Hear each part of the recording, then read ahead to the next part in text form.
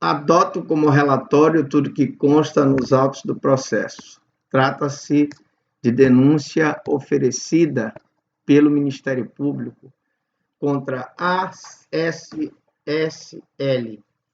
Segundo a denúncia, no dia 4 de 2 de 2020, por volta das 19h30, em residência particular, localizada na rua Cláudio Bordalo, número 150, Altos, do lado do Casota, CEP 66-123-130, bairro da Sacramento, nesta cidade, Lígia Elane Souza foi agredida por seu companheiro, ora denunciado.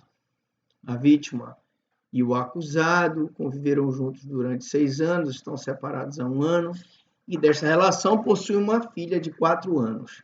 Na data e horário supracitado, a declarante estava saindo da casa com sua filha para comprar lanches, quando encontrou-se com o acusado, que reside na casa, e que também estava saindo da casa dele no momento em que sua filha menor correu para ele e disse as textuais: "Vem com o papai que a tua mãe não gosta de ti." Que a declarante se aborreceu, iniciaram uma discussão e Armando, furioso, apertou o braço da declarante, ainda encostou em seu peito sua mão, como se fosse dar um soco nela, e empurrando. Momento em que sua genitora interveio e a defendeu do ímpeto do acusado. O laudo pericial comprova a escoriação isolada no terço médio do antebraço esquerdo, tendo sido ação contundente à causa da lesão.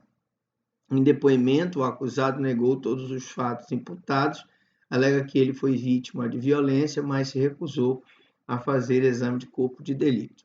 A acusação, Excelência, é do artigo 129, parágrafo 9º, caput, do CPB, combinado com a Lei Maria da Penha. E também há um pedido fundamentado de dano moral em favor da vítima, porque aquele que, por ação ou omissão, causar lesão, violência ou violência física ou psicológica, tem o dever de indenizar. Bom, para que a gente possa fazer uma análise bem criteriosa sobre a questão, eu trouxe aqui o laudo pericial, que diz que a vítima refere ter sofrido agressão física praticada pelo ex-companheiro na noite do dia 4 de 2 de 2020. E aqui a descrição diz que ela sofreu escoriação isolada no terço médio do antebraço esquerdo, escoriação na coxa direita. A ofensa à integridade física, sim. Qual ação ou instrumento que a produziu, ação contundente. Durante a instrução processual, foram ouvidas a vítima, que confirmou os fatos na denúncia, a mãe da vítima, que confirmou os fatos na denúncia, e a filha da vítima, que confirmou os fatos na denúncia, mas esclareceu que o acusado agiu em legítima defesa. Explicou que a sua própria mãe foi em direção ao acusado, o provocando, o agredindo verbalmente, tentando lesioná-lo, e o acusado se defendeu dando um empurrão, que teria produzido a escoriação isolada no terço médio do antebraço esquerdo e escoriação na coxa direita. A própria mãe da vítima observou que o acusado não a agrediu com socos e apenas a empurrou. Excelência, falando um pouco sobre a questão da legítima defesa, que está na segunda aula de antijuridicidade ou ilicitude, é preciso dizer que entende-se em legítima defesa quem, usando moderadamente dos meios necessários, repele injusta agressão atual ou iminente a direito seu ou de outrem. Veja que os bens amparados pela legítima defesa é o direito seu ou de outrem. Portanto, abarca a possibilidade de defender qualquer bem jurídico. E, nesse caso concreto, se estava defendendo tanto a questão do acusado em si, como a criança que estava com ele. o requisito da moderação de defesa não exclui a possibilidade de defesa de qualquer bem jurídico, apenas se exigindo uma certa proporcionalidade.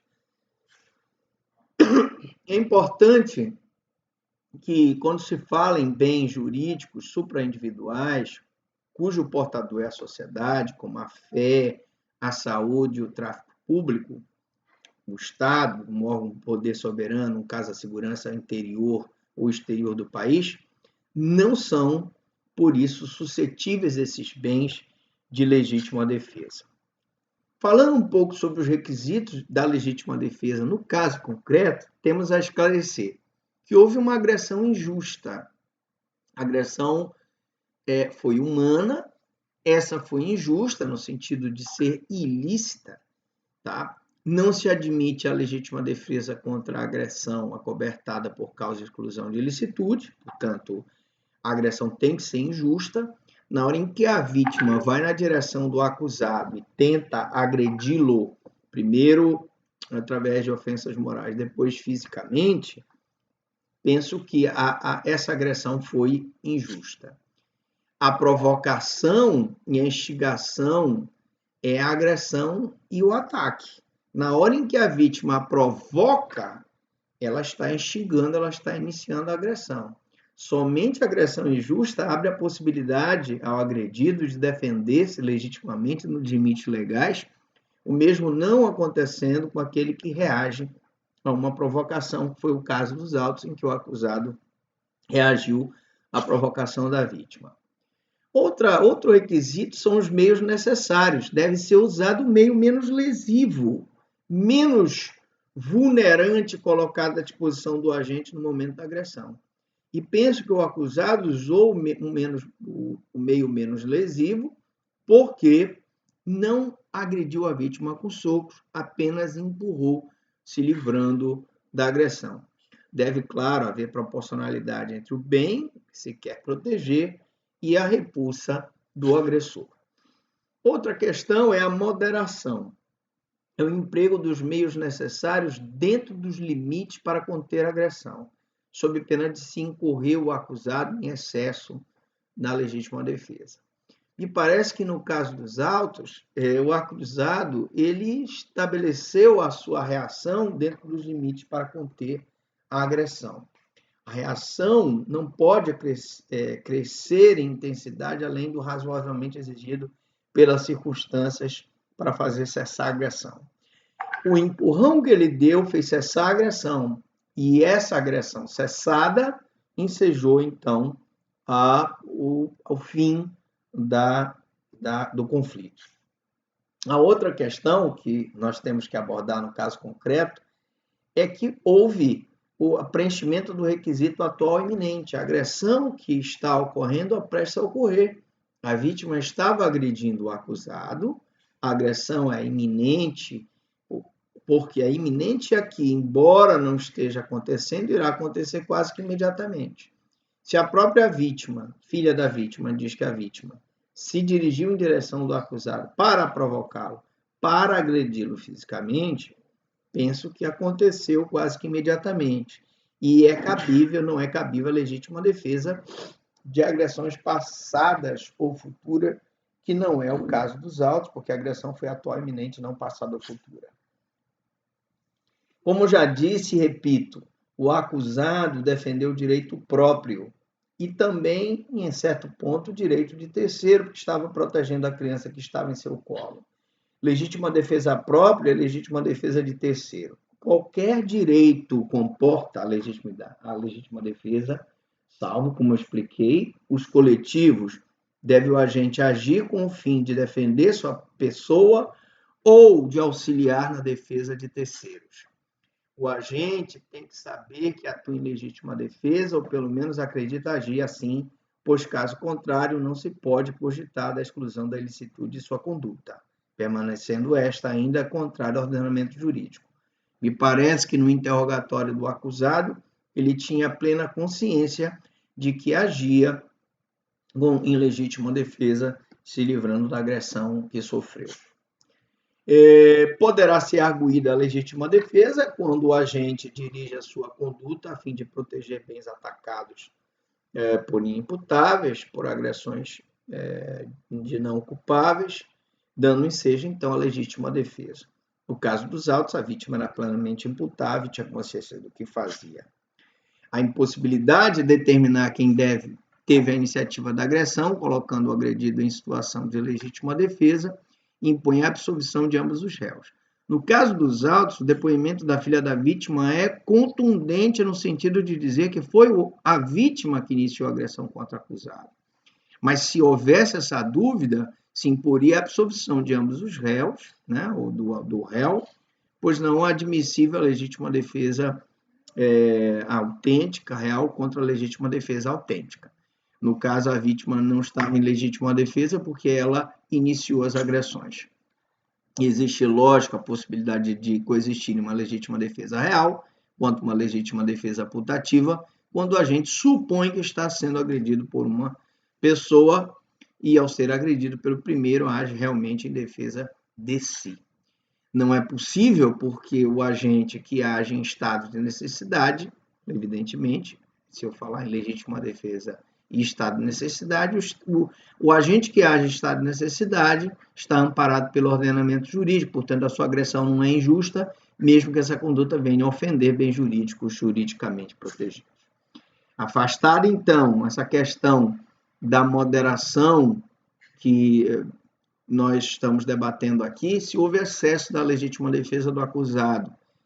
Penso que foi afastada a moderação no emprego dos meios necessários, surge o excesso, que não é o caso dos autos, que é uma intensificação desnecessária. Penso que o acusado apenas empurrou a vítima, isso foi confirmado pelo depoimento da mãe da vítima, e o excesso que ele poderia cometer não houve, embora possa ter o excesso doloso quando a gente quer exceder, e o culposo, de qualquer forma, ele responde pelo crime doloso, e o excesso culposo quando o agente excede por imprudência, negligência e imperícia, e nesse caso, o agente responde por crime culposo. Penso que ambos os excessos não ocorreram no caso concreto. O excesso pode ser desculpante, plenamente justificável, não derivado nem de dolo nem de culpa, e, portanto, a legítima defesa aqui é subjetiva e o fato é atípico. Penso que para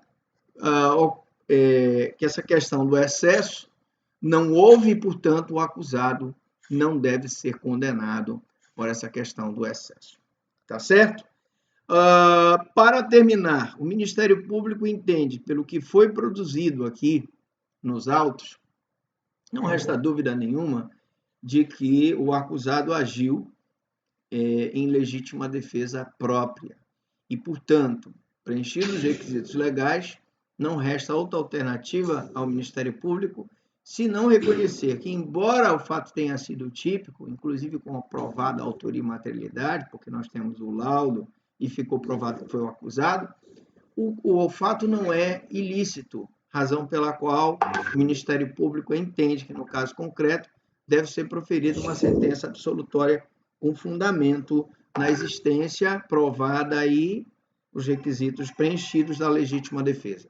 São os termos, Excelência.